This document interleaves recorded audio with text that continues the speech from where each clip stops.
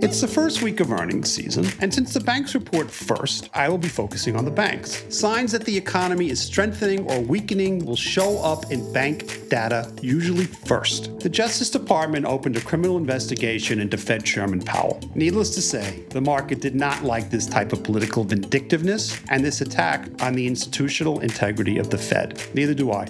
As the stock market has gone up for years now, that increased wealth has gone to upper income levels. But the bottom 80 to 90% of consumers have not kept up. Instead, they have suffered severe inflation in every aspect of their lives. By tying all these themes together, I think I can provide a lens through which we can better understand market developments, the overall health of the stock market, and the relative stability of the underlying economy. So here goes.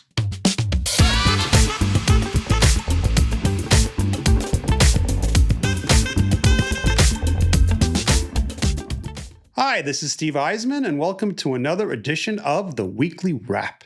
This is for the week ending January 16th, 2026. It's the first week of earnings season, and since the banks report first, I will be focusing on the banks. But before we get to earnings, because I received a few questions from viewers asking me about the 4 themes in my year-end wrap and the 5 structural themes in my first wrap of 2026, now is a good time to pull back the camera, step back, and connect the dots between the 4 themes that played out over 2025 and the 5 broader structural themes that are playing out over a longer stretch of time.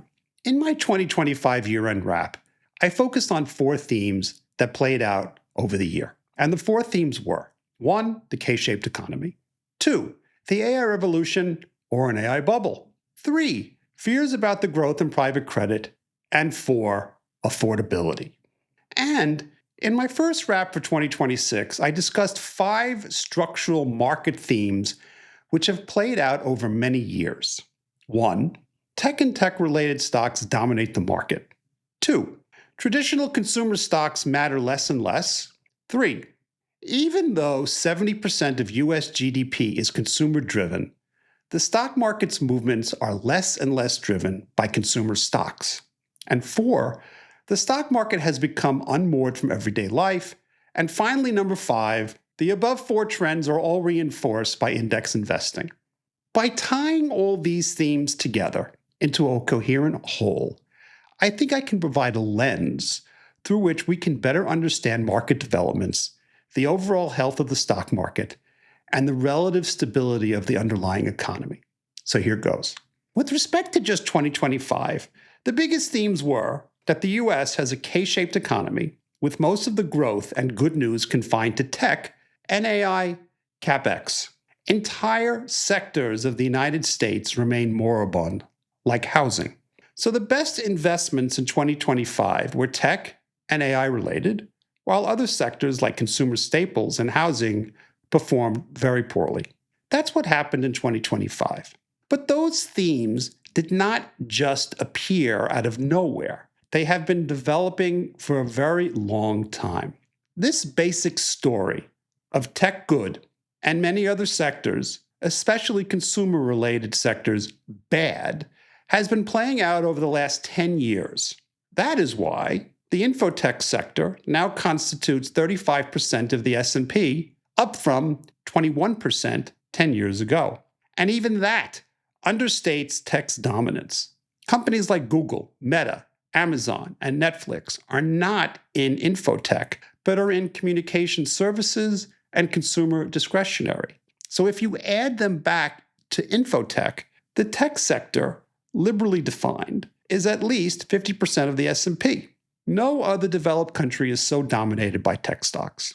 And the dominance of tech is another facet of the K-shaped economy, where more and more of US GDP is being funneled to the top 10% of consumers. As the stock market has gone up for years now, that increased wealth has gone to upper income levels. But the bottom 80 to 90% of consumers have not kept up. Instead, they have suffered severe inflation in every aspect of their lives, from healthcare to consumer staples to housing. So as the majority of consumers have suffered, the sectors that they interact with the most have at the same time shrunk in importance within the S&P. That is why the consumer staples sector was 10% of the S&P in 2015, but has shrunk now to only 5% at the end of 2025. Now, it is true that 70% of the US economy is consumer-driven, but traditional consumer stocks matter less and less. And this means that the market has become increasingly unmoored from the day-to-day lives of most Americans. Finally, index investing reinforces the dominance of tech because 60% of flows are into index funds that just keep buying the stocks they own in the size they own them.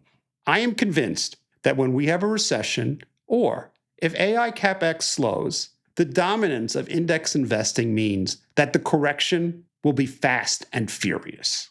Hopefully, I've tied all these themes together into a more coherent whole. The only theme I did not bring up yet was the worries surrounding private equity and private credit. Private credit operates in the unregulated shadow area of debt creation.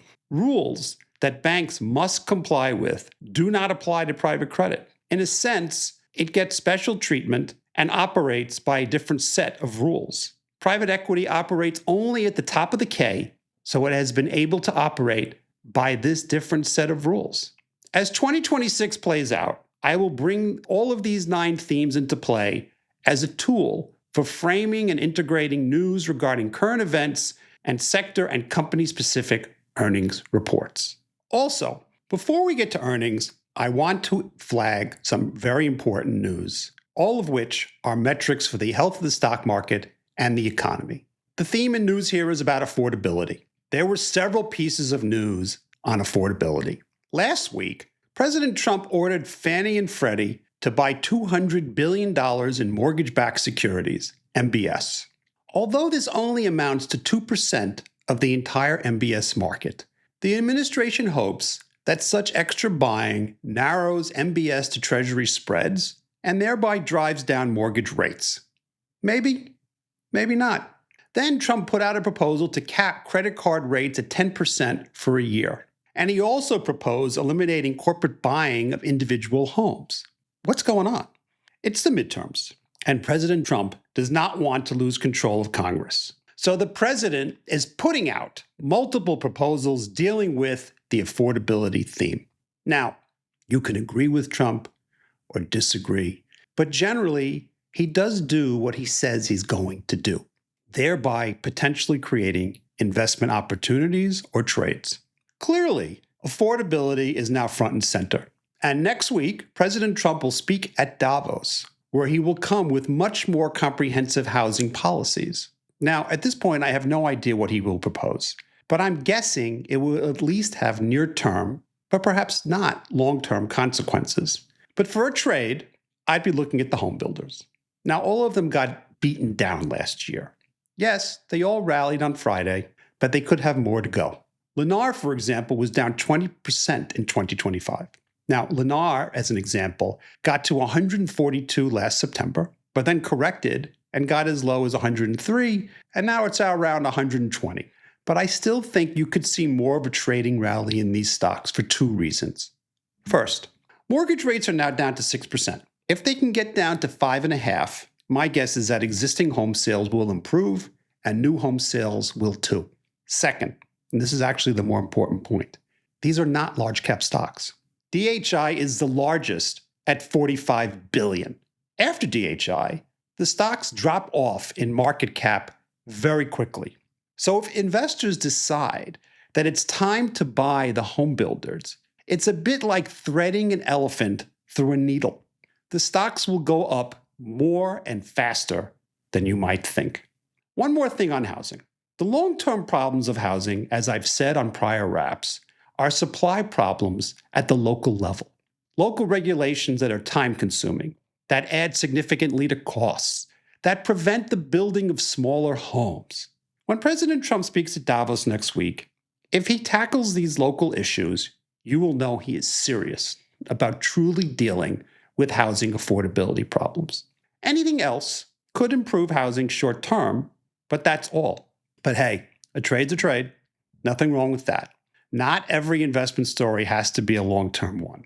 If President Trump's proposed policies even create an impression that existing and new home sales will increase, the home builders' stocks will pop. Again, I want to emphasize that home builders are not large cap stocks. It does not take a lot to make these stocks go up. Finally, in the news, the Justice Department opened a criminal investigation into Fed Chairman Powell. Needless to say, the market did not like this type of political vindictiveness and this attack on the institutional integrity of the Fed. Neither do I. It's important for our economy, for the dollar, and for interest rates that the Fed maintains its institutional independence. Now let's turn to earnings season. This first week of earnings season focuses on banks. At the beginning of earnings season, I always focus on the banks for reasons that go well beyond the fact that financials are the second largest sector of the S&P. The banks service the entire economy, from large businesses to commercial real estate to small businesses to the high-end and the low-end consumer.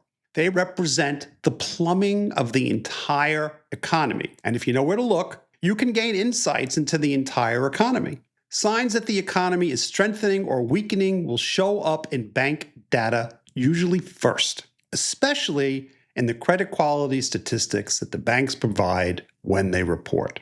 And while the bank results this week were largely fine and credit data was benign, the stocks corrected quite sharply this week and did so for two reasons. First, earnings week did not start well because, as I said before, over the weekend, President Trump called for a one-year cap of 10% on credit card interest. Implementing such a proposal would require congressional legislation, which would not be easy. However, the credit card business is important for many large banks, and the market did not like these headlines. Second, banks had an enormous rally last year, and valuations now are quite high relative to history. In some cases, we have not seen valuations like this since before the great financial crisis. So, while the earnings reports were fine, they weren't blowout, and so investors took this as an opportunity to take profits. Before we get to bank earnings, let's first ask what variables are most important in in-bank earnings. And to do that, we need to divide the group between the large cap investment banks, Goldman and Morgan Stanley, and the regional banks. The variables are different, and the large cap banks, JP Morgan, Citi, Bank of America, and Wells Fargo, are a hybrid of the two models. So first, what variables drive investment bank earnings? There are four. 1, M&A volume. 2, the IPO calendar. 3, trading volume. And 4, flows into wealth management. The plain vanilla regionals aren't involved very much in investment banking or wealth management, so their earnings variables are very different. Regional banks are much more dependent on the revenue they derive from making loans. Thus, the dynamics of their net interest income drives revenue and earnings growth. Here, the important earnings variables are the net interest margin, loan growth, and credit quality. Now, for those of you unfamiliar with banks, the net interest margin is simply the average interest rate the bank is charging on its loans and also getting from the bonds it owns less interest expense. And interest expense is a combination of the cost of deposits and the cost of any debt the bank has. The major drivers of the net interest margin are the Fed and the yield curve. Generally, when the Fed cuts rates, net interest margins expand because banks reprice their deposits immediately, so their costs of funds go down. Although sometimes the reverse is true, it really depends on the bank. But for sure, the steeper the yield curve, the better it is for banks. Right now, net interest margins are expanding because the Fed is cutting rates and the yield curve has gotten steeper. So when analyzing regional banks, you should look at 3 variables. Is the net interest margin going up or down? Is there loan growth? Is credit quality getting better, worse, or remaining stable? Now, the large cap banks like JP Morgan, Bank of America, Wells Fargo, and Citi are varied combinations of investment banks and regional bank earnings models. So let's see how the group did. The summary is that with the exception of Wells Fargo, which disappointed, the rest of the banks beat earnings and revenue expectations. Investment banking results were quite strong, and so was trading. Net interest income trends were also good, as the net interest margins of the banks are rising. And also, and this is the most important part of all for the economy, there were no signs of credit deterioration at all in any category. Credit trends were benign. So the fundamentals were fine, but I would say banks beat expectations only slightly. Here's a quick recap of each of the banks. JP Morgan, revenue was up 7% versus last year, a slight beat, and EPS also beat slightly. Importantly, credit quality trends were stable in both commercial and consumer. The only negative for JP Morgan was that investment banking fees were down, shockingly enough, 4% versus last year, but that was due to some M&A deals that were supposed to get closed at the end of last year, got pushed out to 2026. Otherwise, another good quarter for JP Morgan. Bank of America, also a pretty good quarter. Equity trading was exceptionally strong. Net interest income rose almost 10%, which was better than expectations. Both total revenue and earnings per share beat, as well as credit trends were fine. Wells Fargo, a miss. Wells tends to miss every now and then, and I'm never really sure why. It just seems part of its culture that it likes to miss every now and then. EPS missed, and net interest income missed as well. Now, the misses were not by much. So, for example, net income was $21.3 billion versus expectations of $21.6 billion. Hardly anything to cry about. But still, with valuations where they are, a miss is not tolerated by the market, and the stock was down 5% on the print. Citi, a nice beat pretty much across the board. Citi beat on earnings per share and revenue, largely because of its strong trading results. And credit trends were also benign. I would point out that although the results beat, Citi's return on capital remains the worst amongst the large cap banks by far. Despite the progress Jane Fraser, the CEO, has made with the company, and she's made a lot of progress, the return on tangible common equity has never gotten past 9%, and this quarter was only 7.5%.